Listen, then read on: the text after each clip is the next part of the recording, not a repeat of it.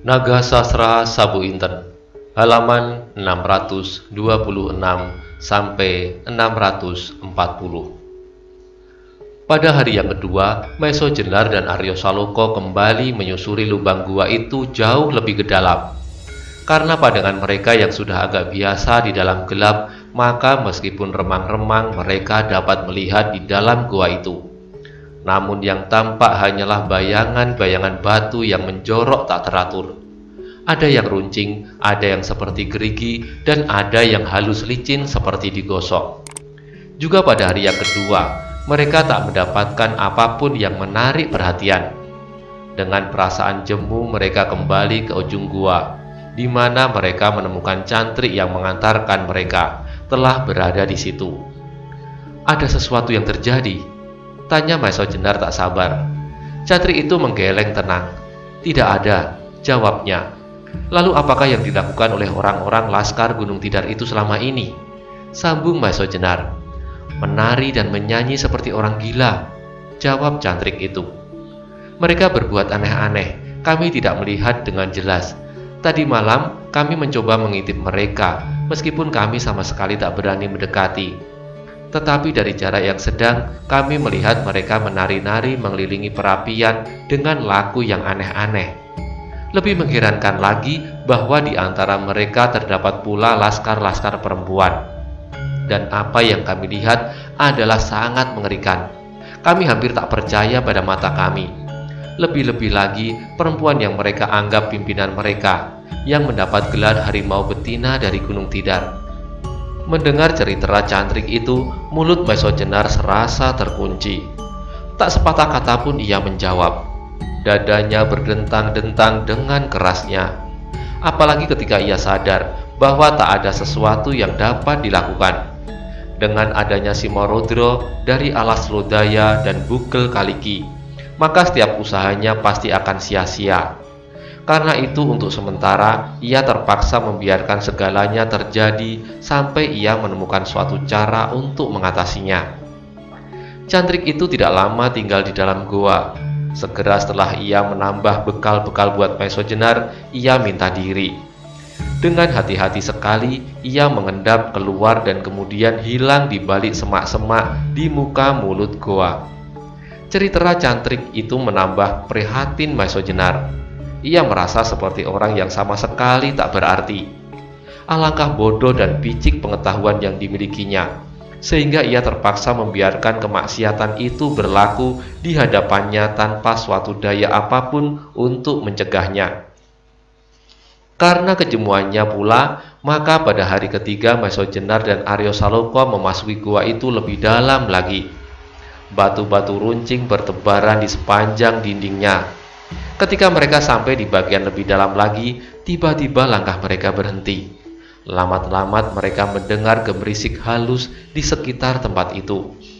Dengan ketajaman panca inderanya, Maeso Jenar mencoba untuk mengetahui sumber bunyi itu. Tetapi sebentar kemudian bunyi itu lenyap. Namun meskipun demikian, Maeso Jenar dan Aryo Saloka menjadi bertambah berhati-hati. Apalagi sesaat kemudian bunyi itu terdengar lagi, agak lebih dekat. Sekarang jelas bagi Maeso Jenar bahwa bunyi itu bunyi langkah manusia. Karena itu ia menggamit Aryo Saloka dan dengan isyarat ia menyuruhnya untuk waspada. Tetapi kemudian suara itu lenyap kembali. Kemudian Maeso Jenar dan Aryo Saloka pun tidak mau berkisar dari tempatnya. Mereka berdua perlahan-lahan sekali mendekati pada dinding goa. Untuk beberapa lama mereka bertahan di situ. Mereka menunggu setiap kemungkinan yang dapat terjadi. Dan apa yang mereka tunggu-tunggu tiba-tiba muncullah. Di dalam gelap mereka melihat sesosok tubuh berjalan perlahan-lahan sekali dan sangat hati-hati. Tetapi agaknya ia masih belum melihat Maeso Jenar dan Aryo Saloka yang berdiri melekat dinding. Meskipun barangkali orang itu telah mendengar langkah mereka, sebab ternyata orang itu berjalan mendekati mereka. Tetapi ketika jarak mereka tinggal beberapa langkah, agaknya orang itu dapat pula melihat Maeso Jenar dan Aryo Saloka. Cepat ia menghentikan langkahnya dan tiba-tiba ia meloncat dan berlari menjauh. Maeso Jenar dan Aryo Saloka menjadi curiga karena segera mereka menyusulnya. Namun orang itu berlari terus meskipun tidak begitu cepat karena gelap. Sedang Maeso Jenar dan Aryo Saloka tidak dapat berlari cepat. Karang-karang yang runcing terbujur lintang tak tentu arah. Meskipun demikian, langkah Maeso Jenar setidak-tidaknya dapat menyamai langkah orang yang dikejarnya, sehingga jarak mereka tidak menjadi semakin jauh. Ketika orang itu sadar bahwa ia dikejar, maka ia pun mempercepat langkahnya. Belum sedemikian jauh ia berusaha untuk melenyapkan dirinya masuk ke dalam sebuah lekuk. Tetapi ternyata bahwa lekuk itu hanya merupakan sebuah mulut saja dari cabang gua itu yang cukup dalam pula. Mula-mula Maeso Jenar agak ragu, tetapi karena keinginannya untuk mengetahui siapakah orang itu, maka segera ia mengejarnya ke dalam cabang gua itu. Beberapa lama mereka berkejar-kejaran. Orang itu agaknya sudah amat mengenal keadaan di dalam gua, sehingga dengan mudahnya ia memasuki hampir setiap lubang yang ada. Ternyata di dalam lubang gua itu tidak saja terdapat 1-2 jalur lubang, tetapi berpuluh-puluh. Karena itulah Maeso Jenar menjadi sulit untuk mengejar orang yang sudah mengenal tempat itu dengan baik. Akhirnya, ketika ia merasa bahwa usahanya tidak akan berhasil dan orang yang dikejarnya itu sudah tidak nampak pula, segera ia menghentikan langkahnya. Peluh dinginnya telah merembes hampir membasahi seluruh tubuhnya. Tetapi yang lebih mengejutkan lagi, ketika ia menoleh, Aryo Saloka tidak dilihat bersamanya. Maeso Jenar tertegun untuk beberapa saat. Namun kemudian ia sadar bahwa mungkin anak itu tidak dapat mengikuti kecepatannya. Dalam pada itu Maeso Jenar jadi gelisah. Gelisah karena kehadiran orang lain di dalam gua itu, ditambah dengan terpisahnya Aryo Saloka. Karena itu, untuk beberapa saat ia menanti. Mungkin Aryo akan segera menyusulnya, atau orang yang dikejarnya itu muncul kembali. Tetapi usahanya itu sia-sia. Telah beberapa lama ia tinggal di situ, namun tak seorang pun yang nampak. Maeso Jenar kemudian bertambah gelisah lagi. Jangan-jangan Aryo Saloka tak dapat menemukan jalan. Bukan itu saja, tetapi dirinya sendiri pun menjadi kebingungan pula. Ketika kemudian ia meninggalkan tempat itu dan berusaha kembali ke mulut gua kembali, beberapa kali ia berputar-putar melingkar-lingkar, namun yang dicarinya tidak dapat diketemukannya. Dengan demikian, ia pun yakin bahwa Aryo Saloka pun pasti kehilangan jalan. Dalam kegelisahannya, kemudian Maeso Jenar berteriak memanggil-manggil. Namun ia sama sekali tak mendengar suara Aryo menyambut. Beberapa kali suaranya sendiri melingkar-lingkar dan kembali meraung-raung di dalam relung-relung gua itu. Akhirnya ia pun kelelahan sendiri. Dibantingkannya dirinya di atas sebuah batu dengan masgulnya. Di sekitarnya takbir kegelapan merubunginya. Di sana-sini meremang batu-batu yang menjorok seperti bayangan-bayangan hantu yang akan menerkamnya. Maeso Jenar sama sekali tidak takut menghadapi keadaan sekitarnya. Tetapi ia bingung karena kehilangan muridnya. Apapun yang terjadi atasnya bukanlah soal. Sedangkan Aryo masih memiliki masa depan yang panjang dengan penuh harapan-harapan. Sekali lagi ia masih mencoba memanggil Arya. Namun suaranya memercik kembali berulang-ulang. Bagi Maeso Jenar, pantulan suaranya itu terdengar seperti guru yang memukul-mukul dadanya yang gelisah. Tiba-tiba dalam keriuhan perasaan itu, Maeso Jenar dikejutkan oleh suara orang tertawa. Suara itu perlahan-lahan sekali, tetapi jelas dan dekat di sekitarnya. Mendengar suara itu, darah Maeso Jenar berdesir hebat. Karena itu segera ia meloncat berdiri dan bersiaga. Namun kemudian suara itu berhenti dan tidak ada apa-apa lagi yang terdengar. Oleh peristiwa itu hatinya menjadi bertambah gelisah.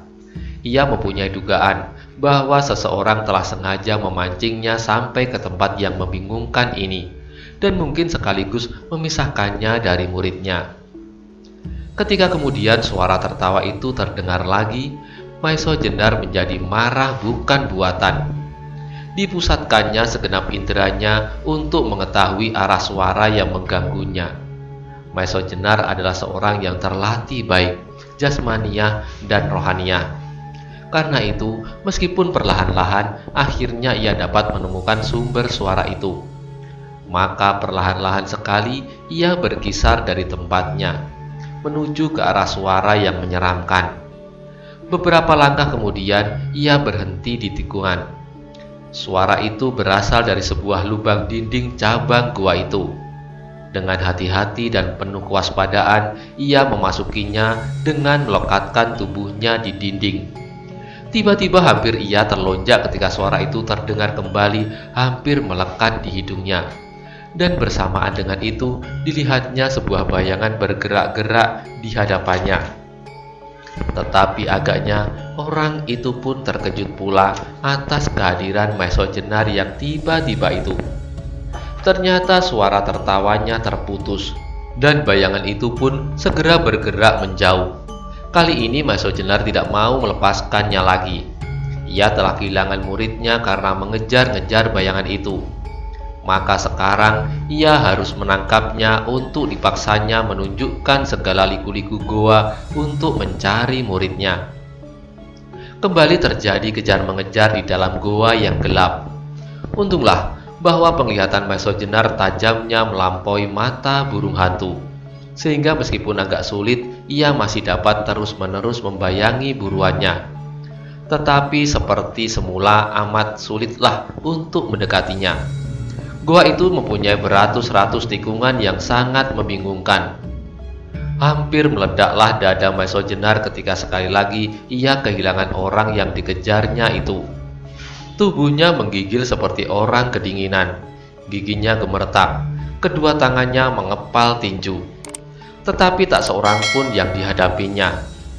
Dalam keadaan yang serupa itu, tiba-tiba sekali lagi Maeso Jenar terperanjat. Tidak beberapa jauh di hadapannya, ia melihat sebuah bayangan sinar yang meremang. Segera perhatiannya beralih kepada bayangan itu. Cepat-cepat ia melangkah mendekati.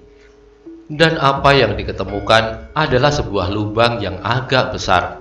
Yang lebih mendebarkan hatinya adalah di seberang lubang itu ia melihat cahaya yang lebih terang dari keadaan di dalam gua.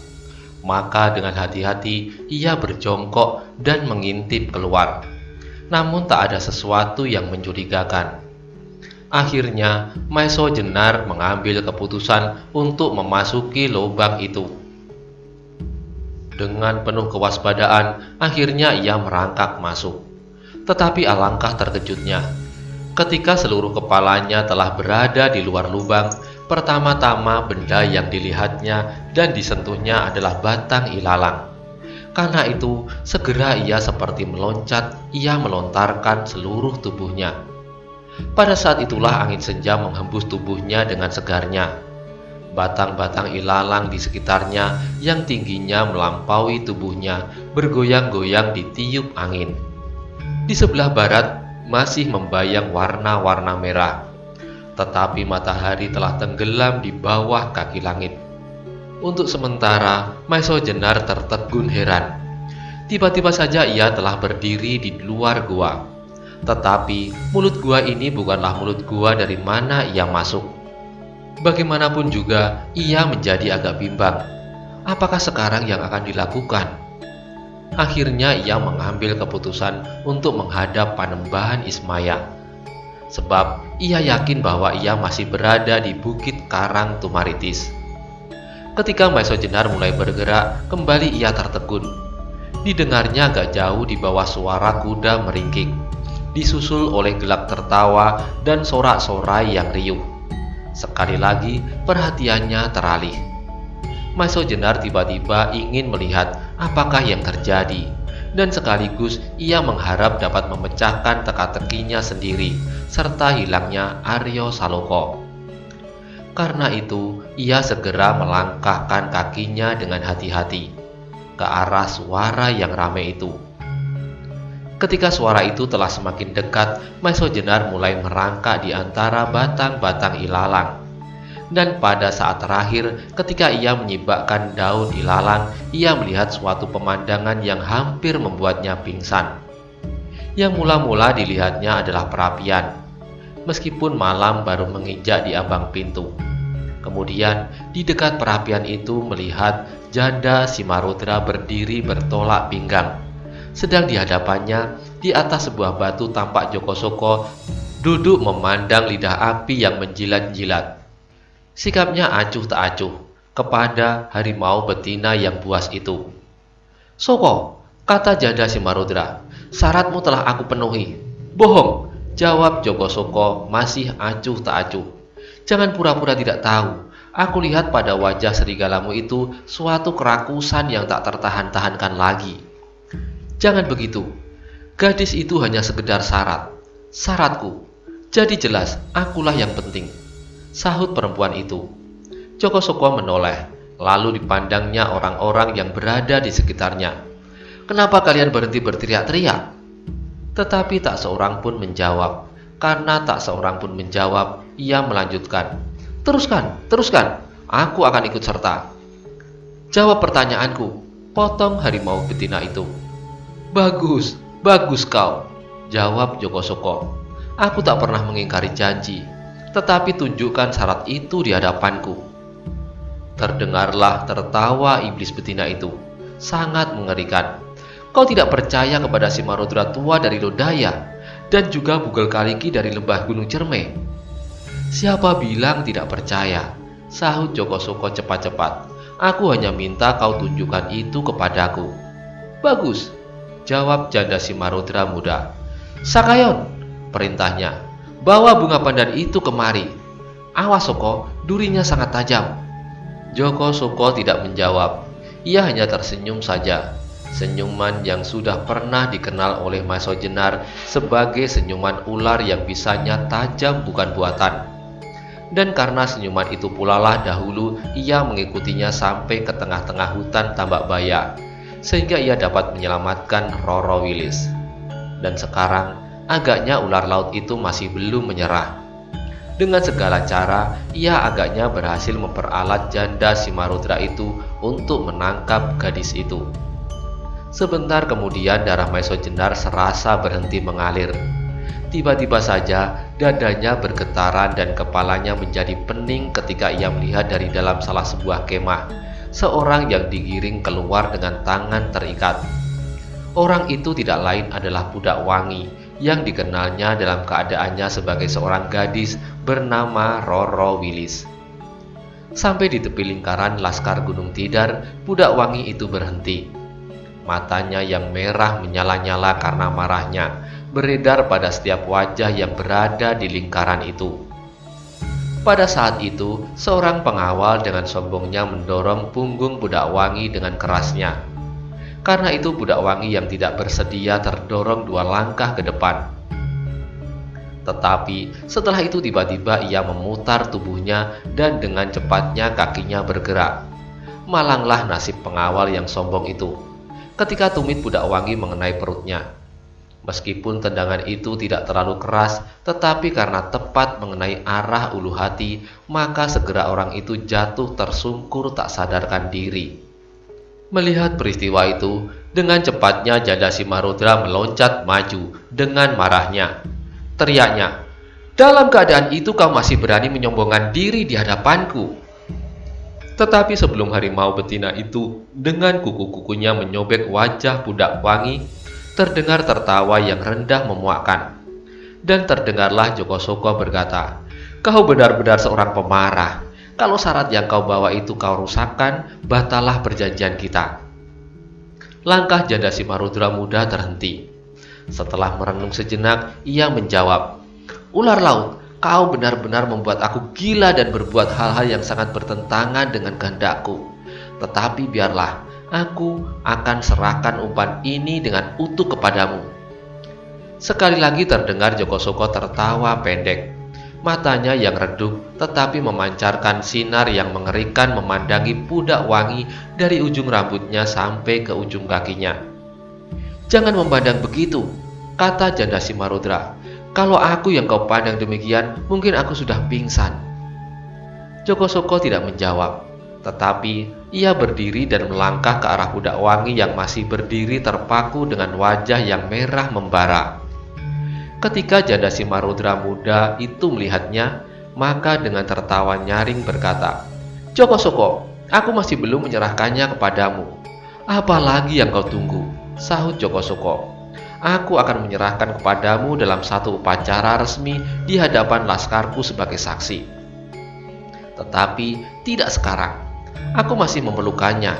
Sebab dengan adanya gadis itu di dalam tanganku, aku mengharapkan kehadiran seorang lagi." Wajah Joko Soko seketika berubah menjadi merah. Tetapi ia masih mengendalikan dirinya. "Kau benar-benar setan betina. Terserahlah padamu.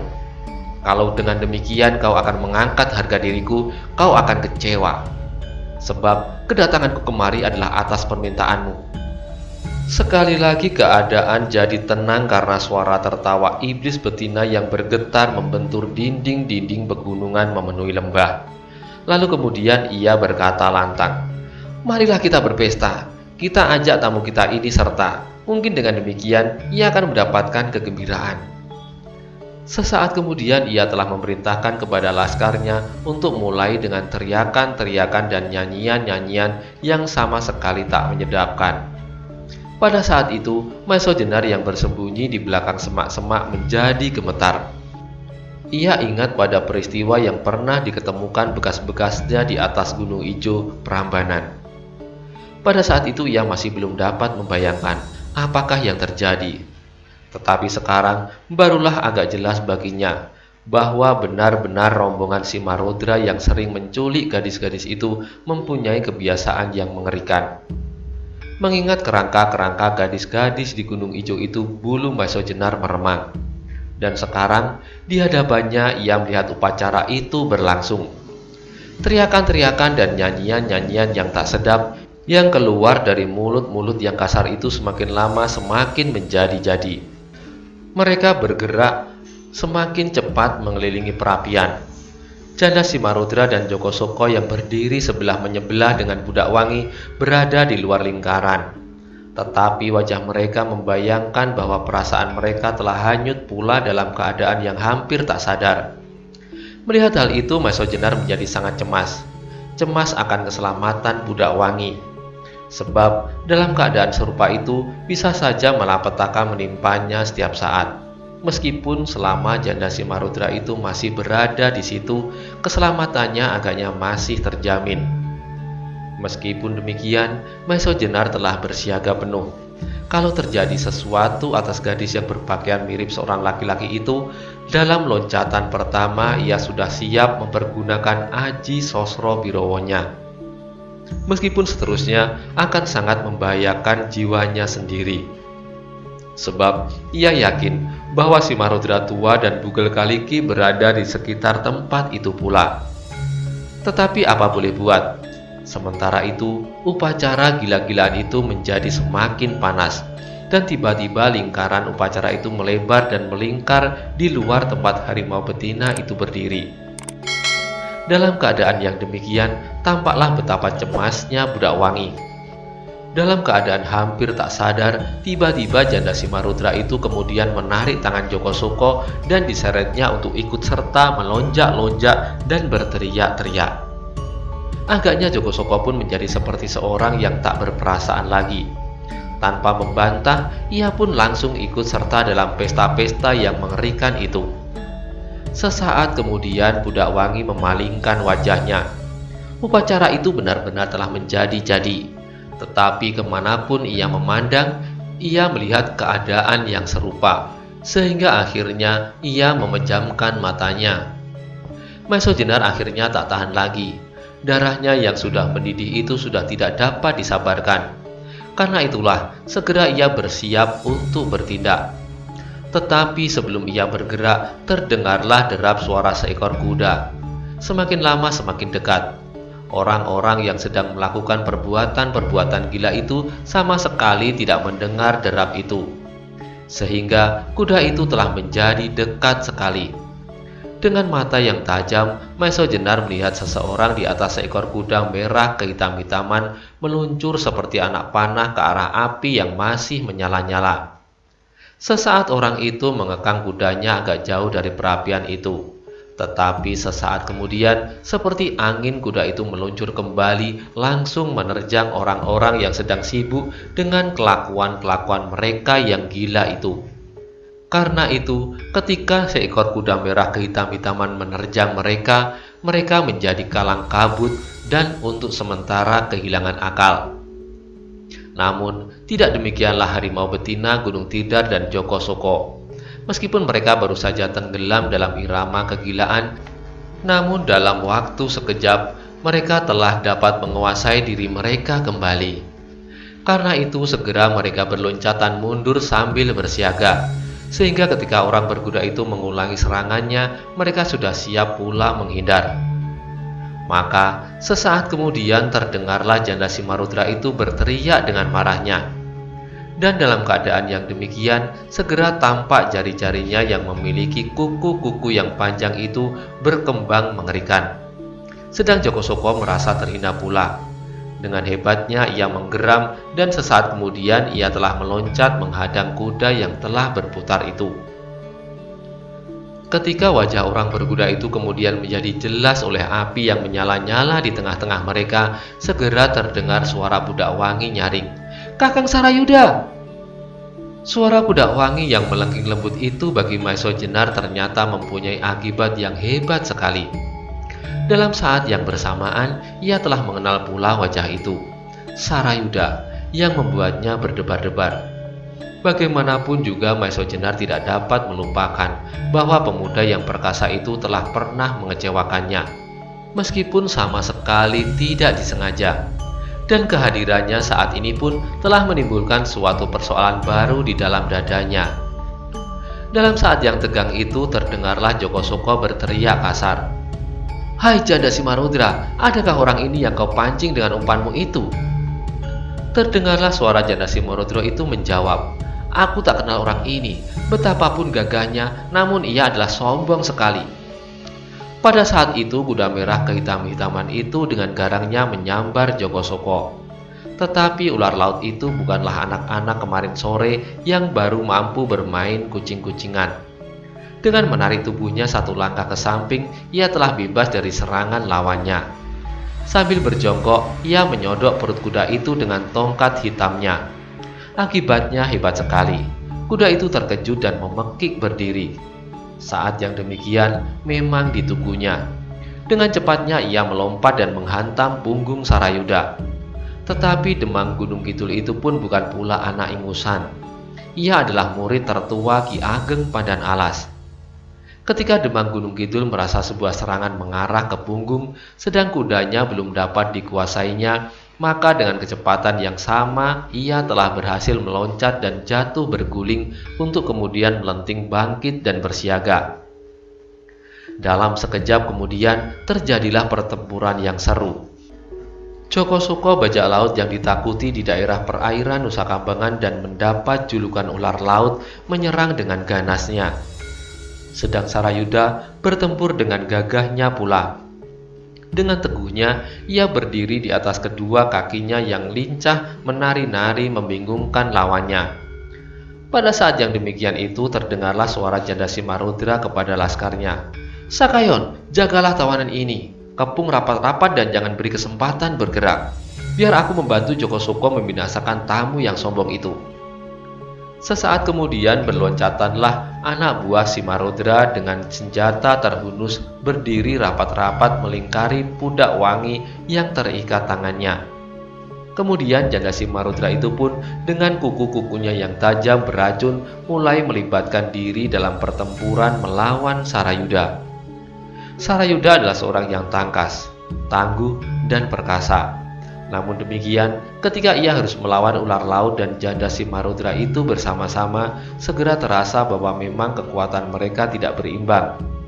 Karena ular laut dan janda Simarudra itu masing-masing juga merupakan tokoh-tokoh perkasa dari golongan hitam. Dalam keadaan yang terdesak, Sarayuda segera mencabut pedangnya. Pedang yang gemerlapan itu berputar-putar memancar berkilat-kilat karena cahaya api. Sinarnya yang putih serta pantulan sinar kemerah-merahan menjadikan pedang itu seperti memancarkan bunga-bunga api. Sarayuda, murid Ki Ageng Pandan Alas itu kemudian menyerang dengan tangkasnya. Pedangnya bergetaran. Dalam ilmu khusus perguruan Ki Ageng Pandan Alas, terasa sangat membingungkan lawannya. Tetapi dalam badak itu segera tampak pula sinar putih bergulung-gulung belit-membelit dengan bayangan yang kehitam-hitaman melawan pedang Sarayuda. Itulah senjata Joko Soko, pedang kecil yang lentur yang dicabutnya dari dalam tongkat hitamnya di tangan kanan. Dan tongkat itu sendiri di tangan kiri merupakan sepasang senjata yang menakjubkan. Dibarengi dengan 10 batang kuku-kuku berbisa di ujung jari harimau betina dari Gunung Tidar, senjata-senjata itu merupakan gabungan kekuatan yang mengerikan. Untuk sesaat, Maiso Jenar terpesona memandangi pertempuran yang hebat itu. Ia kagum akan ketangkasan Sarayuda dan memuji kelincahan Joko Soko yang bertempur dengan gerakan-gerakan yang cepat melingkar, menyerang dan mematuk-matuk. Benar-benar seperti laku seekor ular yang sangat berbahaya.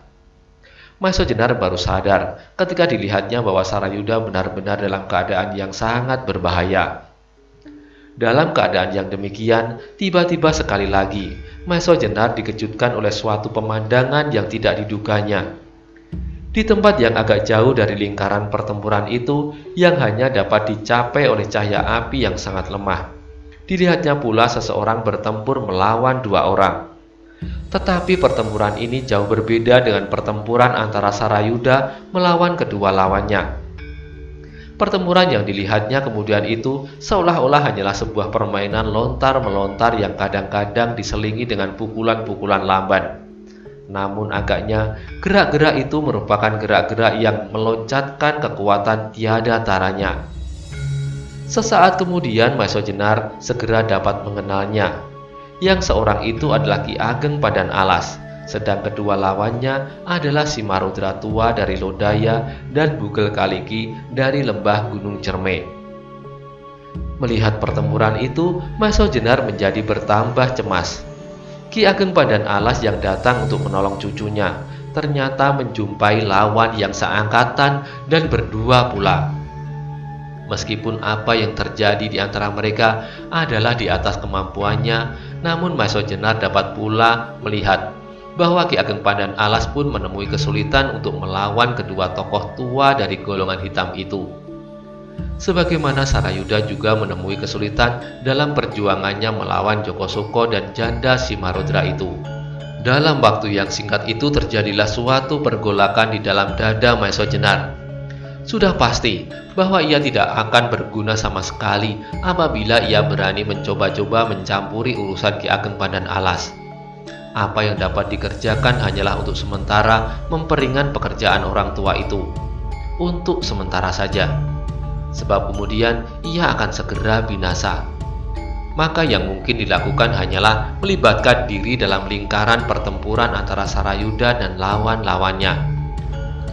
Meskipun sebagai manusia biasa terdapat beberapa benih keseganan untuk membantunya, namun darah kesatria yang mengalir di dalam tubuhnya telah melanda kepicikan pandangan itu. Dengan merapatkan giginya, Maiso Jenar berusaha untuk melupakan apa yang pernah dialaminya. Persoalan-persoalan pribadi antara dirinya dan Demang Gunung Kidul itu. Sehingga sesaat kemudian telah bulatlah hatinya untuk terjun langsung membantu Sarayuda. Ia mengharap bahwa dengan Aji Sosrobirowo dan Aji Cunda Manik yang dimiliki oleh Sarayuda akan mempercepat penyelesaian, sehingga ia mengharap dapat menyelamatkan Budak Wangi. Setelah itu, ia mengharap pula bahwa Ki Ageng Pandan Alas dapat menyelamatkan dirinya sendiri. Meskipun apa yang akan dilakukan itu mengandung bahaya yang maha besar, namun tak ada pilihan lain daripada berjuang untuk membebaskan gadis cucu Pandan Alas itu. Memang akan mungkin sekali untuk sementara salah seorang lawan Pandan Alas meninggalkan orang tua itu untuk membantu Joko Soko dan janda Simarudra, yang berarti kebinasaan baginya dan bagi Sarayuda. tetapi itu akan merupakan sebuah pertanggungjawaban dari perjuangan. Karena itu segera Maesho Jenar menggulung lengan bajunya dan menyangkutkan kainnya. Kembali dada Maesho Jenar digetarkan oleh suatu peristiwa yang tak dapat dimengertinya. Ketika ia sudah mulai bergerak untuk meloncat, tiba-tiba didengarnya gemerisik halus di belakangnya. Cepat ia bersiaga dan membalikkan tubuhnya. Tetapi apa yang dilihatnya hampir tak masuk di akalnya. Dalam remang-remang cahaya bintang serta sinar api yang menyusup di celah-celah daun ilalang, Maesho Jenar melihat sebuah bayangan yang seolah-olah dirinya sendiri sedang terbang dan melontar cepat lewat di sampingnya. Dengan pandangan yang penuh kebingungan, matanya mengikuti bayangan itu dengan tanpa berkedip.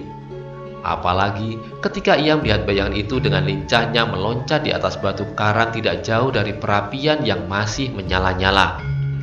Dengan tangan bertolak pinggang serta kaki renggang, terdengarlah bayangan itu tertawa nyaring. Suaranya mengumandang seperti guntur yang menggelegar, membentur dinding pegunungan, sambil berkata, "Hahaha, inilah murid Ki Ageng Pengging Sepuh yang dikenal dengan nama Maesho Jenar, serta bergelar Ronggo Tohjoyo." Mendengar suara yang mengguruh itu, isi dada Maesho Jenar seperti diguncang-guncang. Cepat ia memusatkan kekuatan batinnya untuk melawan pengaruh suara yang aneh itu. Ia pernah mendengar pasing-singan menghantamnya dengan suara tertawa yang mengerikan di alun-alun Banyu Biru. Dan sekarang, suara orang yang berdiri di atas batu karang itu tidak pula kalah dahsyatnya menghantam dadanya. Agaknya bukan saja Maesho Jenar yang merasa terpukul oleh getaran suara yang dilontarkan dengan landasan kekuatan batin yang tinggi itu. Sarayuda, Joko Soko dan Janda Simarodra yang sedang bertempur itu pun segera berloncatan mundur dan mempergunakan kekuatan batinnya untuk menahan supaya dadanya tidak rontok. Budak Wangi tampak menundukkan kepala sambil memejamkan matanya. Agaknya cucu dan sekaligus murid Pandan Alas yang muda itu pun berusaha untuk membebaskan diri dari getaran yang memukul-mukul dadanya. Bahkan lebih daripada itu, Pandan Alas, Simarodra, dan Bugel Kaliki, tokoh-tokoh tua yang sudah banyak makan pahit asinnya penghidupan itu pun menjadi terkejut pula. Ternyata bahwa karena itu pertempuran mereka jadi terhenti. Dengan pandangan yang keheran-heranan, mereka memperhatikan orang yang berdiri di atas batu karang dengan kaki renggang dan kedua tangan bertolak pinggang.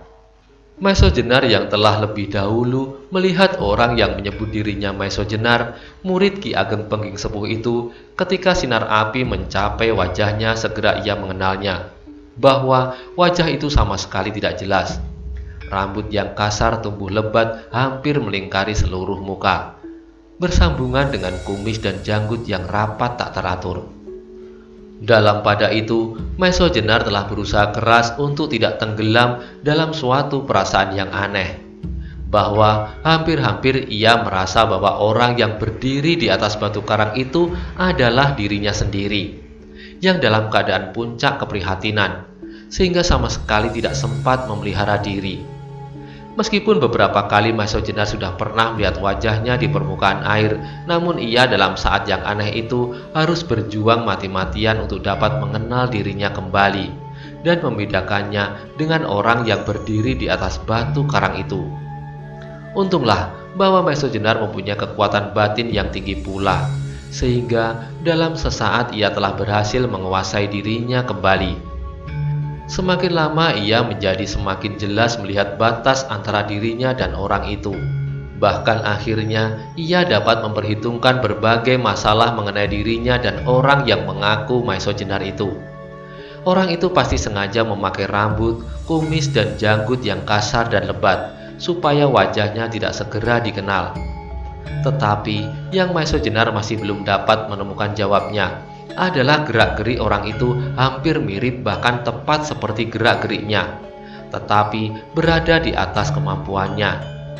Dan hal itulah kemudian yang menjadi teka-teki yang tak dapat dipecahkannya. Sudah untuk kedua kalinya Maesho Jenar mengalami hal yang serupa. Ketika ia harus bertempur berlima melawan Simarodra dan Pasing-singan, tiba-tiba saja ia melihat dua orang Maesho Jenar melibatkan diri. Kedua orang itu ternyata Ki Paniling atau yang nama sebenarnya adalah Radite dan Darbo atau Anggoro. Namun, bagaimanapun juga akhirnya ia dapat mengenal kedua orang itu. Tetapi ternyata orang yang menyerupai dirinya kali ini lebih membingungkannya.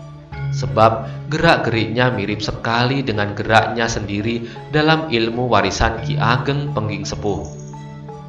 Dalam keadaan yang demikian, suasana menjadi hening tegang. Kecuali suara berderai yang meluncur dari mulut orang yang berdiri di atas batu karang itu, selainnya sunyi. Tetapi tiba-tiba orang itu meloncat mirip seekor Garuda yang terbang menukik dari atas batu karang itu langsung ke arah Budak Wangi yang masih berdiri mematung.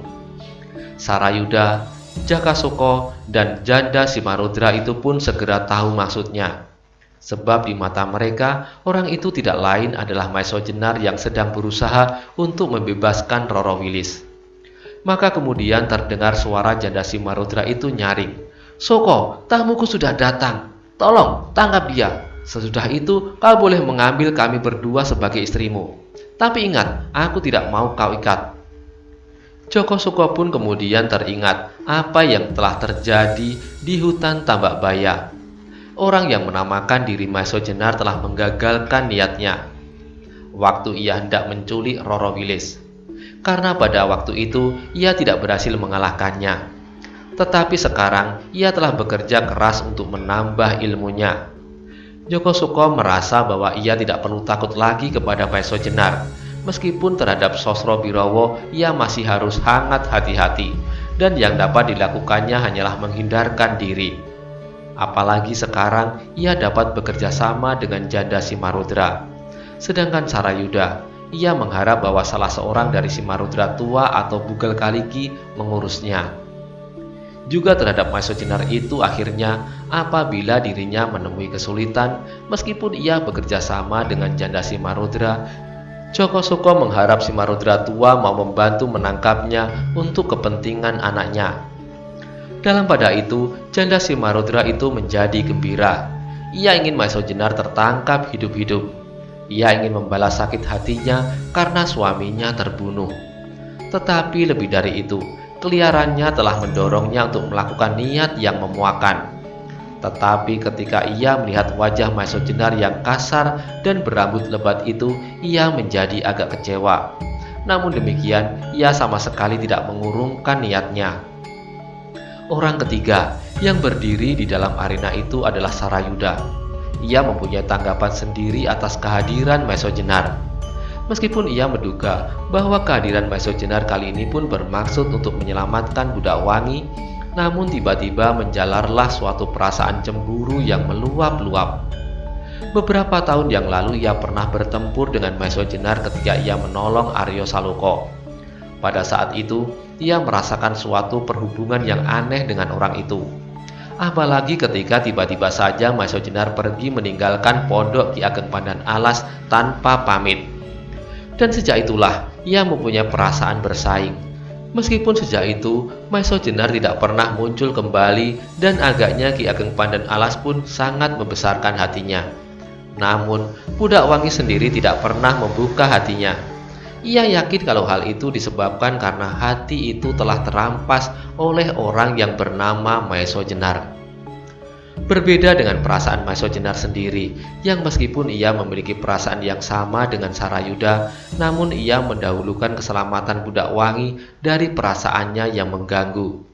Ia memang sudah membiasakan diri berkorban untuk kepentingan yang lebih besar dan luas tanpa pamrih daripada kepentingan dirinya sendiri.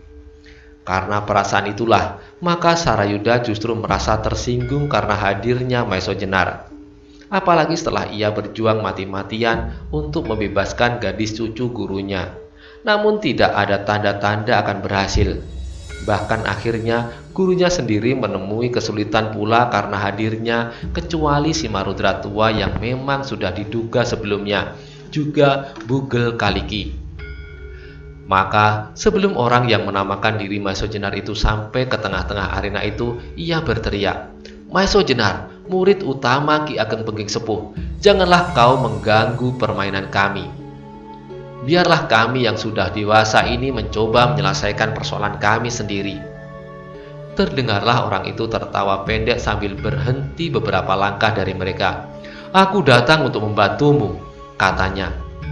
"Aku tidak perlu bantuanmu," potong Sarayuda. Orang yang menamakan diri Maso Jenar itu mengerutkan alisnya.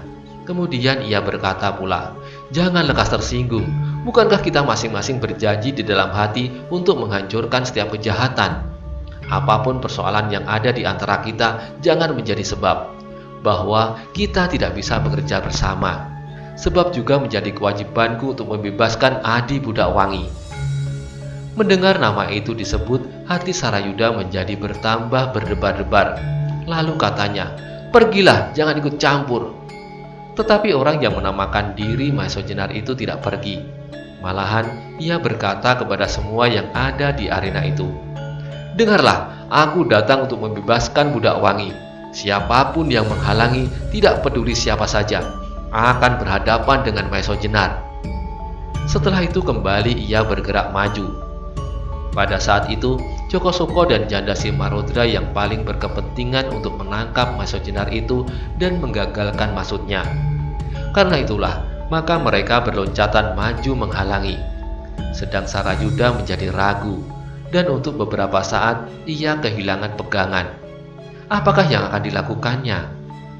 Sementara itu orang-orang tua yang menyaksikan perbantahan mereka menjadi tertegun heran. Simarodra dan Pandan Alas dengan jelas mengetahui sampai di mana tingkat ilmu Maso Jenar itu.